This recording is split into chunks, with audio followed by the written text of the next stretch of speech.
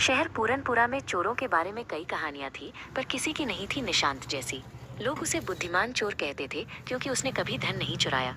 वो सिर्फ चीजें चुराता था जो उसकी बुद्धि को चुनौती देती थी। उसकी नई चुनौती थी अज्ञात नक्शा, जो प्राचीन अभिलेखागार आर्काइव्स में रखा था। ये नक्शा गुप्त नहीं था, पर इसकी सुरक्षा प्रणाली इतनी जटिल थी कि इसे चोरी असंभव कहा जाता था।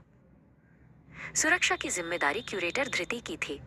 धृति भी उतनी ही बुद्धिमान थी जितना निशांत, और वो जानती थी कि उसे हराने के लिए सोने की चाबी नहीं बल्कि नए विचार की जरूरत होगी।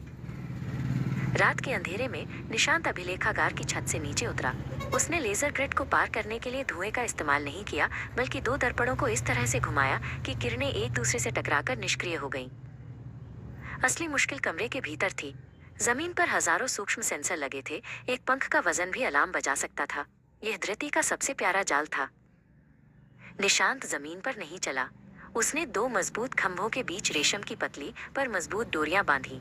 वो अपनी भुजाओं और पैरों का इस्तेमाल करके एक प्रशिक्षित मकड़ी की तरह उन डोरियों पर सरकने लगा। कांच के बक्से तक पहुंचकर उसने उसे तोड़ा नहीं। उसने अपनी जेब से एक छोटा ट्यूनिंग फोक निकाला और उसे धीरे से बजाया।